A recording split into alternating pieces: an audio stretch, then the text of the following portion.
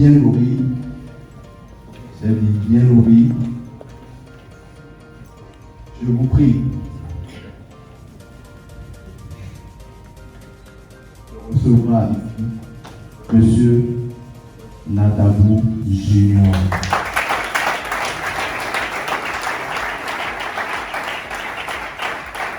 Bonjour à tous, j'espère que vous allez tous bien. Je vous remercie premièrement en tant que membre de l'Ibudo de vous être déplacés si nombreux pour cet événement qui nous tenait tant à cœur, que toute l'équipe a pris tant de temps à préparer. Donc je vous dis un sincère merci au nom de toute l'équipe.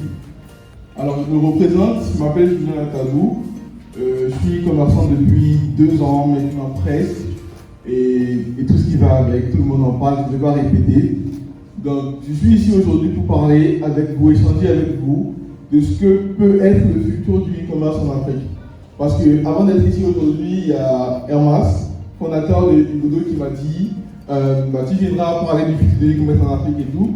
Tu viendras parler un peu techniquement de l'avancée, etc., des chiffres et tout.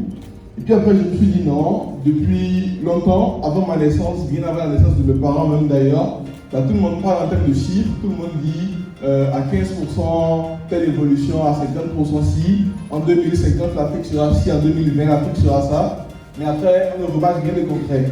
Donc je pense que c'est beaucoup plus pratique avec vous, on échange, que je ne sois pas monologue en fait, que la parole soit partagée et qu'on voit ensemble en fait comment le e-commerce, comment est-ce qu'on le vit au quotidien, comment est-ce qu'il prend de l'ampleur de par le monde, comment est-ce qu'on peut l'appliquer à l'économie de notre continent. Et est-ce que dans le futur, on pourra compter l'Afrique parmi ces continents-là que le e-commerce a vraiment réellement impacté? Donc, voilà, dans la présentation du présentateur, il disait qu'à partir de mon expérience sur le marché européen, je dirais ce que je pense de ce que peut être le futur du e-commerce en Afrique. Je ne pense pas que j'ai une expérience énorme sur le marché européen. C'est vrai que j'ai vendu partout dans le monde, en Europe, aux États-Unis, un peu moins en Asie, en Afrique, bien évidemment.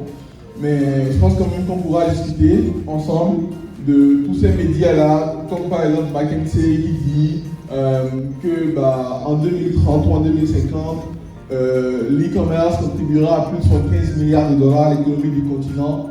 Et un peu tous ces magazines-là qui n'arrêtent de communiquer des chiffres, qui n'arrêtent de parler. Est-ce que c'est vrai? Est-ce qu'on va vraiment en arriver là ou pas? On pourra en discuter ensemble aujourd'hui. Donc voilà, je vais arrêter d'introduire parce que j'ai introduit depuis 5 minutes, c'est peut-être dérangeant. Donc l'e-commerce déjà en général, comme on le sait tous, c'est la vente de produits ou de services à travers Internet. Donc c'est le commerce comme on le connaît tous. Nos bonnes dames pas font du commerce, les boutiques de nos quartiers, c'est du commerce. Mais après, utiliser Internet pour faire ce commerce-là, nous fait avancer les nouvelles formes de commerce qu'on pourrait appeler le e-commerce, dans lequel je me spécialise depuis plusieurs mois maintenant et par rapport auquel je veux bien échanger avec vous aujourd'hui. Donc, quand on prend l'Afrique en général, on sent un peu qu'on est mis de côté dans tout ce qui est e-commerce, qu'on n'est pas réellement pris en compte. On parle des moyens de paiement, on parle des cartes de crédit aussi en Afrique, c'est pas possible. En Afrique, ça ne passe pas, etc. Est-ce qu'on va continuer comme ça longtemps? Moi, je suis parfois surpris à tout ce qu'il y a comme événements, conférences et tout. On aborde la thématique e-commerce en Afrique, on me dit il n'y a pas les moyens de paiement, il n'y a pas les cartes, il n'y a pas ci, il n'y a pas ça, et puis tout le monde parle que de ça. Mais après moi je me dis, peut-être que ce n'est pas vrai, peut-être que le problème est plus profond que ça. Je ne dirais pas forcément culturel parce que, par exemple en Europe, il y a eu des moments où les gens n'achetaient pas en ligne, après Internet est venu, les gens commençaient à acheter. Donc voilà, c'est pas forcément ancré dans une culture précise dans le monde d'acheter en ligne, ça vient. Ça peine à s'ancrer dans les habitudes des différentes personnes, mais parfois en fait ça se développe un peu comme on voit en fait de l'autre côté de l'Occident. Donc en fait, si déjà on parle d'un premier principe selon lequel on n'a pas confiance en tout ce qui est achat en ligne, on se dit on va se faire arnaquer, on va se faire duper.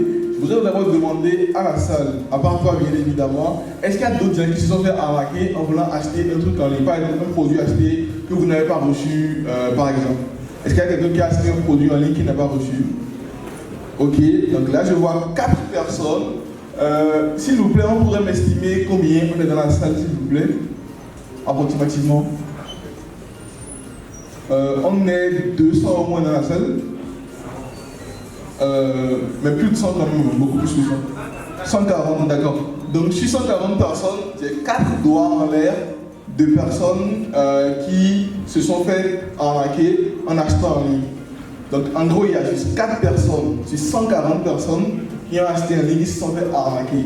Et peut-être à cause de ces 4-là, il y a 156 ou 136 autres personnes qui se disent bah, acheter en ligne c'est risqué parce qu'on se fait arnaquer.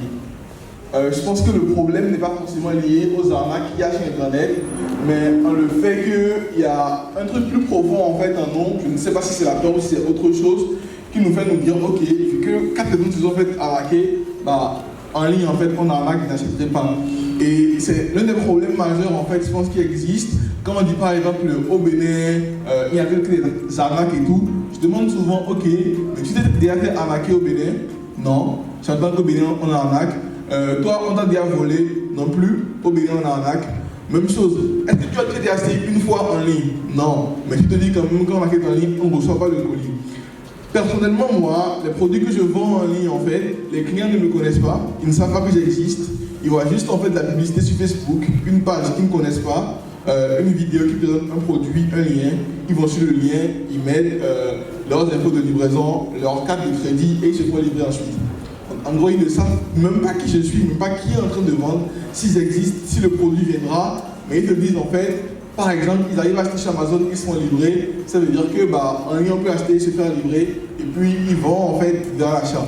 Maintenant, si on dit qu'en Afrique, la population est majoritairement jeune, genre on est presque tous jeunes au Bénin en fait, et que parmi les jeunes, on remarque que la grosse partie se dit non, si on va et qu'on achète en ligne en fait, on ne va pas se faire livrer. Donc en fait, acheter en ligne c'est dangereux. Qui est-ce qui ira voir en fait ma grande-mère au village pour lui dire excusez-moi, qui est-ce qui ira voir ma grande-mère au village pour lui dire bah, on peut acheter en fait dans ton téléphone? Qui lui dira en fait si les jeunes qui sont censés en parler, eux-mêmes en fait ont peur? Si de par le continent, nous les jeunes qui essayons de faire un peu bouger les choses, essayons de communiquer en fait avec les plus âgés peut-être ou les plus jeunes pour leur dire ok, pensez comme ça maintenant, le monde évolue à telle vitesse, à telle allure. Si au sein de nous, on se dit bah, acheter en ligne c'est dangereux, on ne va pas le faire en fait, bah, pourquoi attendre en fait de voir dans 30 ans, dans 40 ans, dans 50 ans, l'e-commerce va développer ici? Ça ne développera jamais presque si on continue comme ça.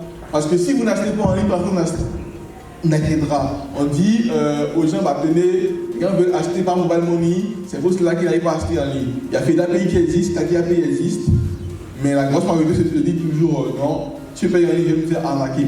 Donc en fait, moi je pense quand même que venir ici et vous parler de chiffres ou de plateformes existantes ou ci ou ça, c'est répéter en fait, je pense, l'erreur que tout le monde fait. Et puis, c'est pas forcément mon but, c'est plus de vous dire en fait bah, que si le e-commerce ne se développe pas ici, c'est peut-être à cause des moyens de paiement, des cartes bancaires, etc. qu'on n'a pas, mais c'est aussi en fait plus à cause d'une éducation qu'on a ou à cause d'un certain niveau de risque qu'on n'essaie pas d'atteindre et tout.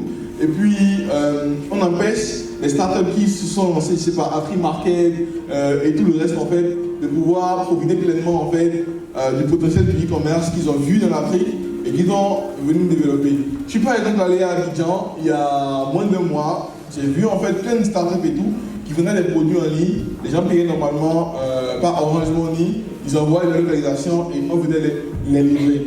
Mais je me suis dit, ok, la Côte d'Ivoire c'est genre à 1h30 de vol ici, mais même si ce n'est pas encore comme en France en fait, et on commence déjà à faire confiance. Donc moi je pense personnellement, de mon expérience et de ce que je vois au quotidien, que si chacun de nous se dit, ok, je connais plusieurs personnes qui ont des produits qui vendent en ligne, je vais commencer chaque 3 mois à acheter ne serait-ce qu'un produit chez une boutique qui vend en ligne en fait, on peut commencer un tout petit peu à changer les choses. Parce que si ce monsieur-là achetait un produit, je ne sais pas, par exemple, chez Hermès par exemple, un sac à dos et tout, le recevait, il mettait un statut, j'ai commandé un sac à dos chez Hermès, je l'ai reçu, c'est pas de se dire, ok, on peut commander en ligne et le recevoir. Et peut-être qu'il va dire, ok, peut-être moi-même, le sac me plaît, je vais le commander aussi. Et ainsi de suite, on va commencer à voir en fait les habitudes des gens, l'aspect on peut acheter en ligne, recevoir le produit. Et si 1, 2, 3 le font, bah 4, 5, 6 le feront, 7, 8, 9 le feront, et progressivement on pourra avancer comme ça. Et si on avance comme ça, et que bah, au sein de nous, tout le monde trouve normal le fait d'acheter un produit en ligne, en payant par carte ou par Momo, peu importe, bah, ça va continuer à se répandre comme ça, et les habitudes. Peut-être que si vous payez actuellement un produit tous les 6 mois, je ne sais pas, dans 2 ans, vous pouvez acheter un produit par mois, et on pourrait évoluer comme ça. Donc en gros, je pense qu'on devrait chacun de nous comprendre que tout ce qui est plateforme de paiement, site web, etc., c'est des problèmes externes qu'on utilise pour justifier le fait qu'on a peur. En soi, oublier tout ce qui est carte bancaire qu'on n'a pas et tout, en fait, assumer le fait que le problème est interne, le problème il est en vous. La volonté de pouvoir payer en ligne avec la peur de se faire livrer ou pas, elle est en vous. Et c'est sur vous qu'il faut la travailler. Et si un d'entre vous arrive à travailler cette peur-là, arrive à commander une fois un produit en ligne, le reçoit, qu'il partage avec ses amis, qu'il leur dise ok, j'ai commandé un chocolat chez Bruno, je l'ai reçu, c'est super bien et tout, et qu'il en parle, d'autres vont dire ah bien, tiens c'est bien. Si demain moi je vais acheter un produit, je me dis ah ok, peut-être c'est pas vite, elle a acheté un chocolat chez Bruno, il l'a reçu, moi je vais commander directement chez Bruno au lieu d'aller vers eux. Je vais acheter aussi, peut-être le mettre en statut, produit reçu de chez Bruno, peut-être elle va dire ok, c'est intéressant, j'y pense aussi, et on ira comme ça. Donc voilà, pensons moins aux chiffres, pensons moins aux moyens de paiement, aux plateformes et tout en fait, pensons aux problèmes internes qui est en nous, arrivons à le résoudre pour nous, partageons avec nos proches en fait, pour que ça devienne une habitude d'avoir confiance en nos frères, en nos amis qui développent des produits, des marques, qui réalisent à travers Internet, d'acheter auprès d'eux, et puis comme ça en fait on pourra progressivement l'ancrer dans nos habitudes. Si par exemple mon ami à côté dit ok, actuellement c'est un problème culturel, on va déjà peut-être attendre 10, 20, 30 ans pour que ça change en fait. Moi je ne vois pas ce qui ferait changer ça dans 30 ans. Hein. Si on ne commence pas à acheter maintenant, dans 30 ans qui achètera? Parce que dans 30 ans, on le placera nos enfants. Si nous on dit acheter en ligne c'est dangereux, on se fait voler, nos enfants vont se dire ok, papa dit que c'est du vol en fait, il n'inquiéterait pas aussi. Donc dans 30, 40, 50 ans, 100 ans, 200 ans, on restera toujours au même niveau s'il n'y a pas des gens qui commencent à le faire, qui voient que réellement ça marche, en fait, ils veulent avoir leur produit, qui commencent à en parler autour d'eux, en fait, bah, je pense qu'on arrivera nulle part. Donc je pense quand même que si parmi nous, il y a une, deux, trois personnes qui, en fonction d'ici, se disent ok, avant la fin du mois de février, je vais acheter au moins un produit chez un commercial africain qui vend des produits en ligne, l'achète, le reçoit et le montre en fait. Mon intervention ce matin n'aurait pas été vaine parce que c'est vraiment le message que moi je veux faire passer en fait. Arrêtons d'accuser les banques, les cartes, etc. Comprenons le problème qui est en nous, travaillons à le résoudre. Et si vous voulez que, c'est pas dans 2-3 ans, il y a 10 startups africaines qui concurrencent Amazon, je ne sais pas quoi en fait, ça va commencer par vous. Qu'elle ait commencé à acheter en ligne, qu'elle ait commencé à en parler autour de vous, à montrer aux gens qu'on peut acheter, qu'on peut le recevoir et l'ancrer dans votre grandes habitudes pour que le reste du pays, de l'Afrique et puis des autres zones du monde en fait qui ont en fait peur là en eux en fait puissent copier l'habitude que vous développez, puissent s'intéresser à tout ce qui est achat en ligne.